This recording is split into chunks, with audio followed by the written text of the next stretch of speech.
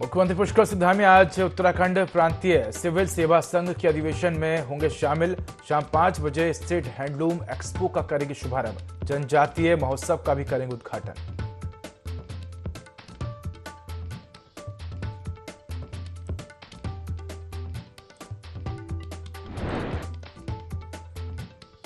कांग्रेस के manifesto committee की बैठक आज। समिति के संयोजक टीएस सिंहदेव की अध्यक्षता में होगी बैठक।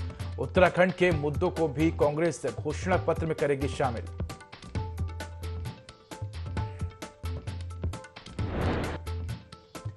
उत्तराखंड में जल्द खत्म होगा यूसीसी का इंतजार। 5 फरवरी को बुलाया गया विधानसभा का सत्र।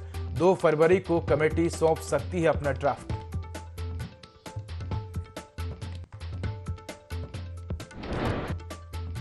उत्तराखंड के नगर निकायों में ओबीसी आरक्षण पर कमेटी ने सौंपी रिपोर्ट। बीएस वर्मा की अध्यक्षता में 2022 में गठित की गई थी कमेटी। पूर्व जस्टिस हैं बीएस वर्मा।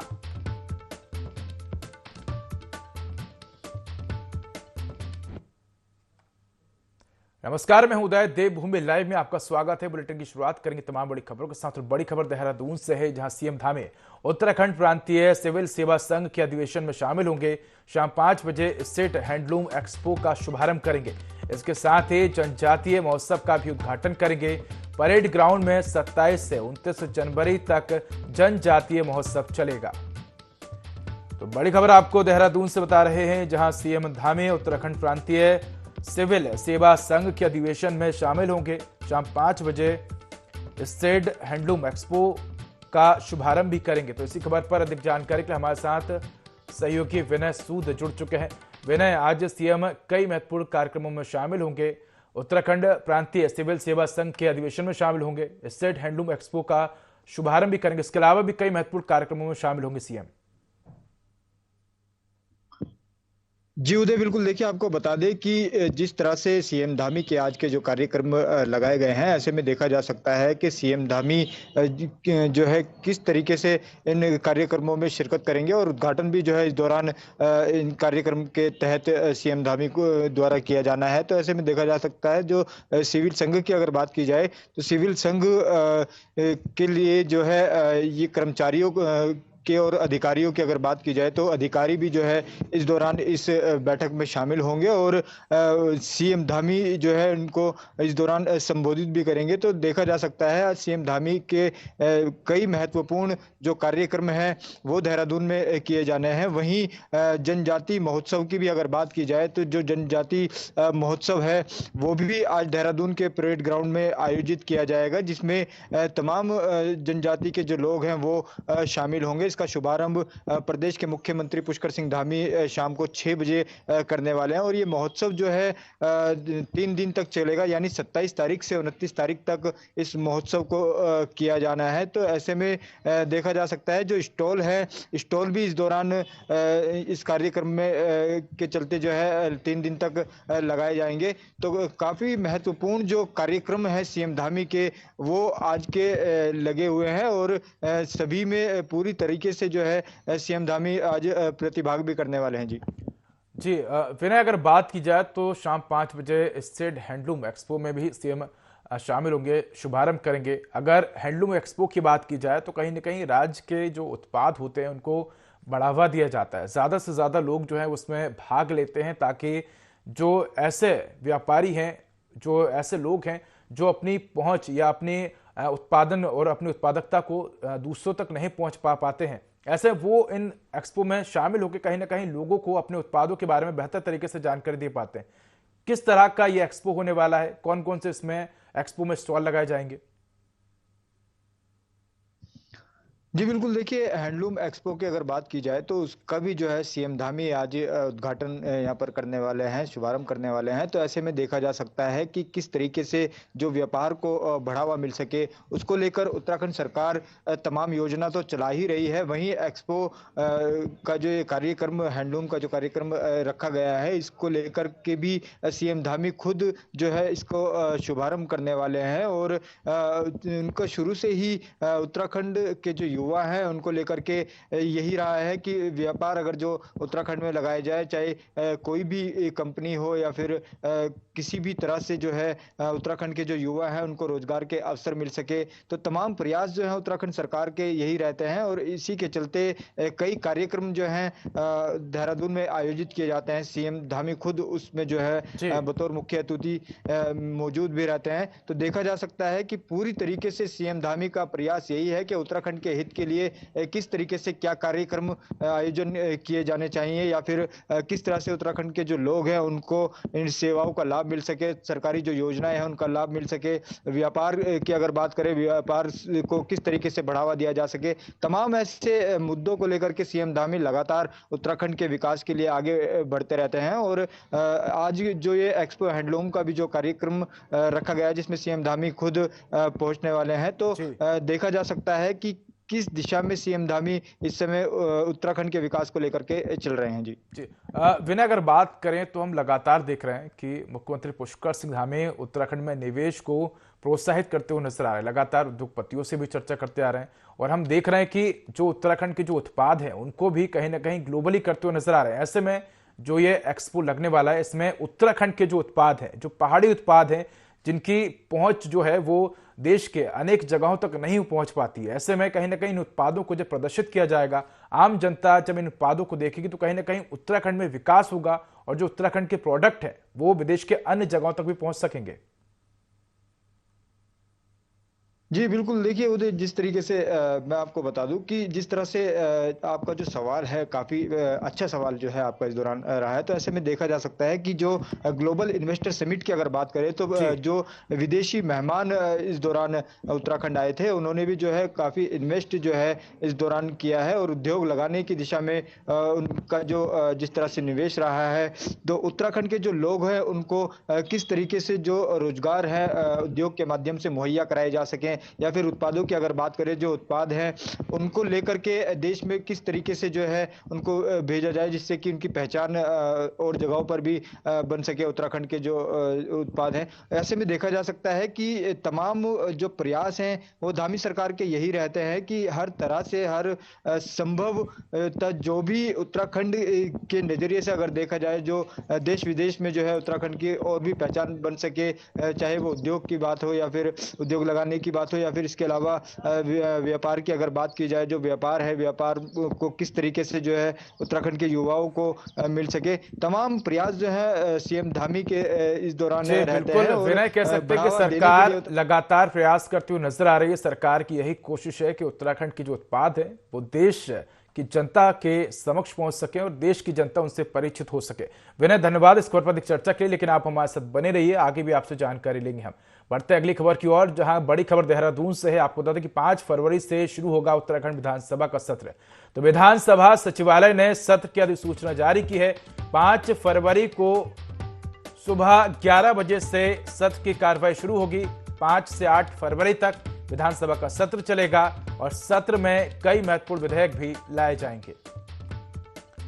तो इसी खबर पर अधिक जानकारी के लिए हमारे साथ विनय जुड़े हुए। विनय, 5 फरवरी से उत्तराखंड विधानसभा का सत्र शुरू हो रहा है और उसको लेकर विधानसभा सचिवालय ने अधिसूचना भी जारी कर दी है। काफी महत्वपूर्ण सत्र रहने वाला है। सत्र के दौरान कई महत्वपूर्ण विषयों पर चर्चा की जाएगी, कई महत्वपूर्ण प्रस्ताव पास भी किए जाएंगे। ऐसे में पक्ष के साथ विपक्ष ने किस तरह की तैयारी की है?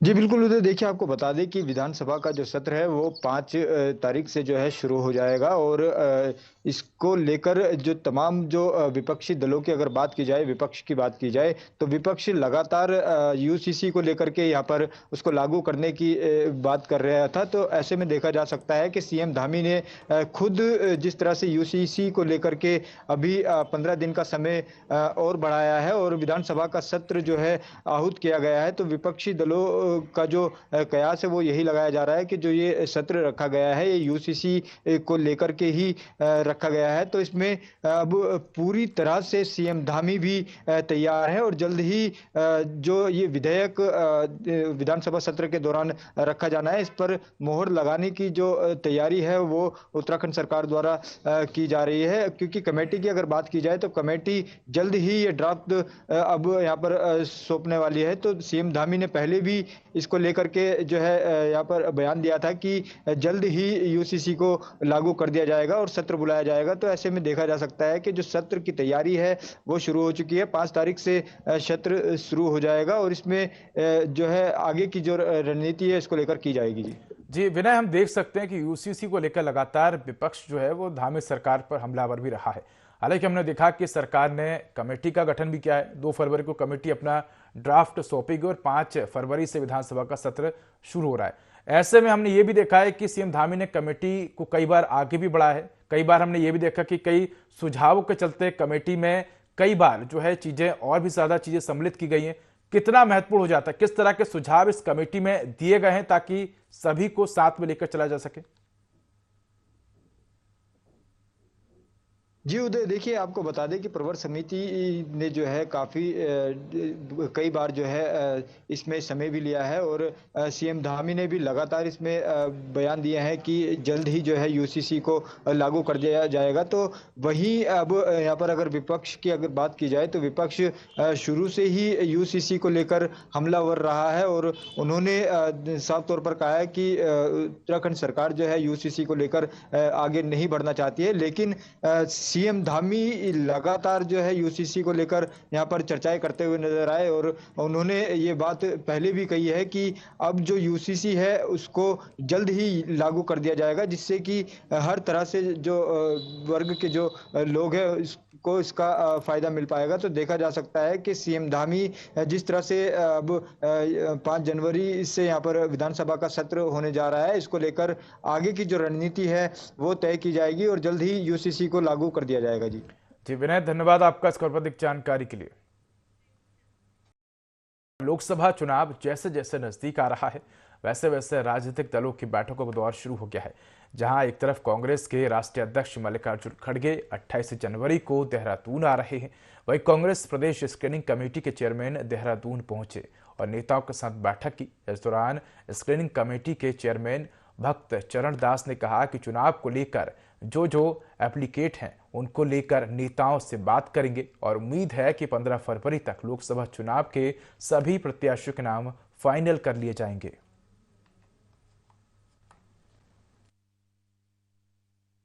आज पार्लियामेंट इलेक्शन के चलते एक स्क्रीनिंग कमेटी बना है। पीसी का जो है प्रदेश में एक इलेक्शन कमेटी है। इस इलेक्शन कमेटी में कैंडिडेट जो एप्लीकेंट होंगे उन सबका एप्लीकेशन के ऊपर प्रदेश कांग्रेस कमेटी की ओर से जांच करेंगे और स्क्रीनिंग करेंगे वो लोग। उसके बाद हमारी स्क्रीनिंग कमेटी में देंगे। स्क्रीनिंग कमेटी में उसको डिस्कशन करेंगे, चर्चा करेंगे। हमको लगता है कि हम 15 तारीख तक उत्तराखंड का जो प्रोसेस है कैंडिडेट सिलेक्शन का फिनिश कर देंगे। ऊधम सिंह नगर के खटीमा में बीते दिनों क्षेत्र के बाबा भारामल मंदिर के मुख्य महंत हरिगिरी और उनके सेवादारों की निर्मम हत्या हुई थी, जिसके केस में पुलिस को कोई कामयाबी नहीं मिली। इसी बीच केस के अंतिम गवाह की भी मौत हो गई, जिसके बाद विधायक भुवन चंद्र कापड़ी ने कहा कि जब नन्हे केस का महत्वपूर्ण गवाह था तो उसे छोड़ा क्यों गया, और यदि छोड़ा गया तो उसको पुलिस सुरक्षा क्यों नहीं दी गई। साथ ही इस मामले पर हत्या की आशंका जताई और उन्होंने कहा कि जब साधु संतों की निर्मम हत्या कर दी जा रही है तो आम जनता कहां सुरक्षित है। एक संत की हत्या, साथ में उसके सेवादार की हत्या, और उसको पूरी क्षेत्र की जनता ने, संत समाज ने पुलिस से ये कहा भाई कि आप छानबीन करिए और इसका हम आपको पूरा सहयोग कर रहे हैं कि कोई भी हम भी इसमें आपको डिस्टर्ब नहीं करेंगे, कोई प्रदर्शन नहीं करेंगे। तो पुलिस ने विश्वास दिलाया करेंगे। और जो चश्मदीद गवाह नन्हे वहाँ से पकड़ा गया, कल उसकी भी हत्या हो गई, या उसको पुलिस जो कह रही कि डूब के मर गया। अगर किसी को डुबा के भी मारेंगे तो मौत डूबने से ही आएगी, और घुटने तक के पानी में कोई कैसे डूब गया। और नन्हे जब इतना महत्वपूर्ण गवाह था तो पुलिस ने उसे छोड़ा क्यों? छोड़ा तो सुरक्षा में क्यों नहीं छोड़ा? ये सिर्फ गोलमोल बातें करी जा रही हैं। सारा संत समाज भी डरा हुआ है, खटीमा की जनता के मन में भी एक प्रश्न उठ रहा है कि क्या हम सब इतने असुरक्षित हैं और इतने बड़े हत्याकांड का पुलिस खुलासा नहीं कर पा रही है। 22 दिन से ज़्यादा समय हो गया।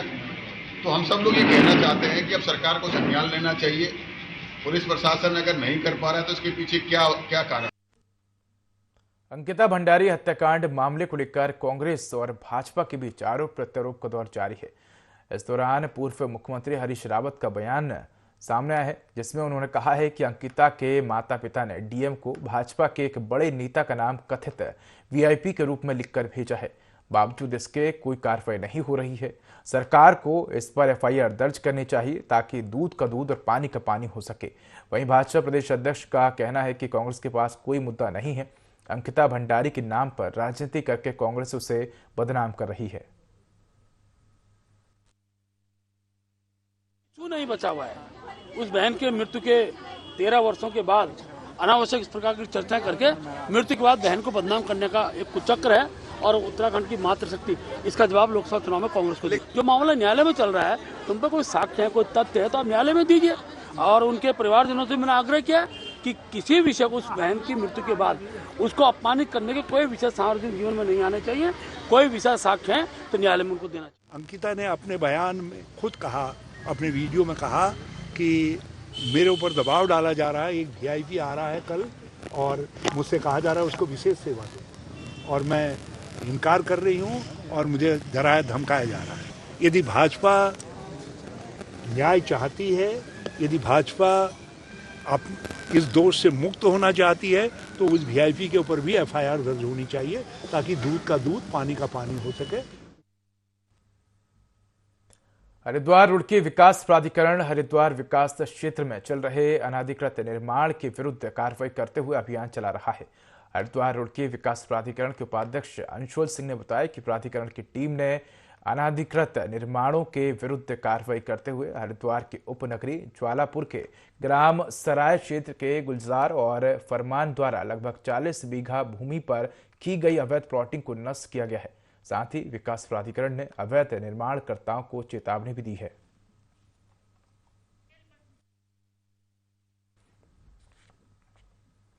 दो दिवसीय दौरे पर चंपावत पहुंची खेल एवं चंपावत जिले की प्रभारी मंत्री रेखार ने बताया कि देश के 38वें राष्ट्रीय खेलों की मेजबानी इस बार उत्तराखंड को मिली है, जो उत्तराखंड वासियों के लिए गर्व की बात है। उन्होंने कहा कि जिस प्रकार उत्तराखंड में G20 और इन्वेस्टर समिट की बैठकें सफल हुई हैं, उसी तरह 38वें राष्ट्रीय खेलों का आयोजन भी सफल होगा।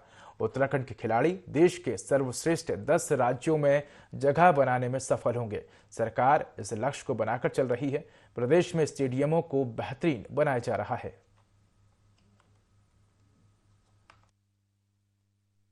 राष्ट्रीय खेलों की मेजबानी उत्तराखंड को मिला है और मुझे लगता है कि ये बहुत ही हर उत्तराखंडी भाई बहन के लिए बहुत ही गर्व का विषय है।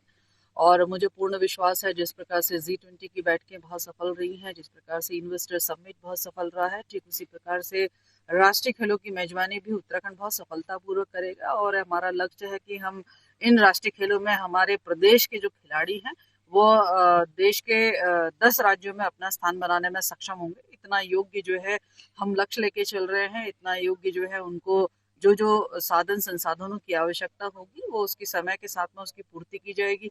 कोचेस की आवश्यकता होगी तो कोचेस भी बाहर से मंगाए जाएंगे। इसके अलावा हमारे अपने कोचेस जो विभाग में कार्यरत है उनको लक्ष्य भी दिया गया है कि वे ऐसे 50-50 खिलाड़ी जो है वो तैयार करें, ताकि आने वाले समय में लगभग 500 कोचेस हमारे पास में है, ताकि आने वाले समय में 2500 के मध्य लगभग हमारे खिलाड़ी तैयार हो सके और उनके बीच में से फिर बेहतरीन खिलाड़ियों का चयन होता है।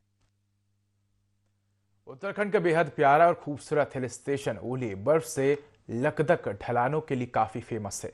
ओली के ढलाने स्कीयर्स के लिए बेहद मुफीद मानी जाती है। विंटर डेस्टिनेशन ओली में स्कीइंग के बाद अब आइस स्केटिंग को प्रमोट करने की जागरूक पहल की गई है। इसी पर देखिए हमारी खास रिपोर्ट। इस लड़की को आइस स्केटिंग करते देख आपका भी मन कर रहा होगा कि काश हम भी यहाँ होते और स्केटिंग करते। तो फिर इतना क्या सोचना, आप भी इस खूबसूरत लोकेशन पर आइस स्केटिंग कर सकते हैं। जी हाँ, ice skating association of Uttarakhand के कोशिशों के बाद पर्यटक और यहाँ के लोग आइस स्केटिंग खेल का लुत्फ उठा सकेंगे। खेल को बढ़ावा देने और एथलीट्स को तैयार करने के उद्देश्य से आइस स्केटिंग जागरूकता शिविर भी चलाया जा रहा है। ओली को आइस स्केटिंग स्पोर्ट्स हब बनाने की कवायद जारी है। यहाँ पे आज अम्ब्रेला लेक आए, हमने आइस स्केटिंग की, देखी, सीखा, बहुत मज़ा आया। पहले तो यहाँ इतना आइस देख के बहुत मज़ा आ गया, क्योंकि इस साल आइस फॉल नहीं था, स्नोफॉल नहीं था, पर यहाँ पे देखा तो बहुत मज़ा आया और सबके साथ सीखा और बहुत एंजॉय किया। फर्स्ट टाइम ये लेक वाला एरिया हमने देखा, इससे पहले हमने आइस स्केट फील्ड में ये गेम देखा था और फर्स्ट टाइम लेक वाले एरिया में हम ये कर रहे हैं, औली के छतरा लेक में। औली गोडसो के बीच घने जंगल में बेहद खूबसूरत लोकेशन में स्थित छतरा कुंड आइस स्केटिंग का आकर्षण केंद्र बना हुआ है। एडवेंचर टूरिज्म को बढ़ाने के लिए सरकार यदि open air ice skating rink और ट्रेनिंग कैंप को विकसित करने के लिए तैयार हो जाती है, तो वो दिन दूर नहीं जब औली स्नो स्कीइंग इवेंट्स के साथ साथ आइस स्केटिंग जैसे इंडोर विंटर स्पोर्ट्स की मेजबानी कर सकेगा। जो हमारा ऑलरेडी आइस स्केटिंग रिंक बना हुआ है, अगर सरकार उसकी तरफ फोकस करे तो हमको इतना दूर और इतना रिस्क उठाने की जरूरत नहीं पड़ेगी। तो हम लोग अब सोच रहे हैं कि धीरे धीरे हम आइस स्केटिंग यहाँ पे शुरू करेंगे, और अगर गवर्नमेंट वहाँ पे नहीं करती तो हमारे लिए ये एक ऑप्शन है। तो अभी जब मैं आके जो देखा है, जो प्रैक्टिस करी है, जो स्केट करा है, तो काफ़ी पोटेंशियल लगती है मुझे इसमें कि अगर हम थोड़ा सा और अच्छी तरीके से इसको सीख कर कि कैसे एक लेक को अच्छे से जमा सकते हैं। हम लोग चाहते भी हैं कि उत्तराखंड में अलग अलग जगह हमारे पास रिंग्स हों ताकि ज़्यादा एथलीट्स हों, क्योंकि बहुत कम है और अभी जो ice skating association of India है वो भी यही चाहते हैं। तो ये बहुत अच्छा है हमारे बच्चों के लिए, हमारे एथलीट्स के लिए। तो यहाँ पे एक स्टेट गेम्स तो 100% इधर ही होगा। पिछली सरकार ने औली को विश्व स्तर पर पहचान देने के लिए भरसक प्रयास करने का ऐलान किया था, लेकिन उसके बाद कोई सुध नहीं ली गई।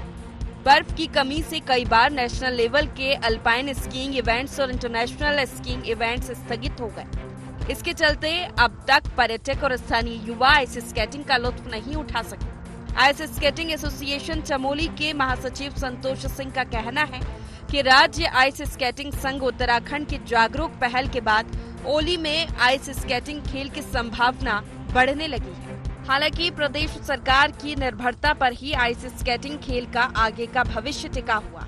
यहाँ पे बर्फबारी की 2 साल से कमी बेसी हो रही है, तो क्यों ना हम जो हमारे यहाँ पे आइस स्केटिंग के जो नए उभरते हुए जो बच्चे आ रहे हैं, छोटे बच्चे आ रहे हैं, कुछ सीनियर लोग भी हैं जो चाहते हैं कि हम लोग इसमें आगे बढ़ें, स्टेट का नाम रोशन करें। जो हमारे स्टेट फेडरेशन है उससे संपर्क करके यहाँ पे कुछ स्टेट लेवल का कुछ इवेंट कराए। स्टेट नहीं, नेशनल लेवल पे भी हम लोग प्रतिभा करने की कोशिश करेंगे। 2010 और 2011 में सैफ विंटर। तो फिलहाल इस बुलेटिन में इतना ही। खबरों का अधिक अपडेट के लिए देखते रहिए IND24। नमस्कार।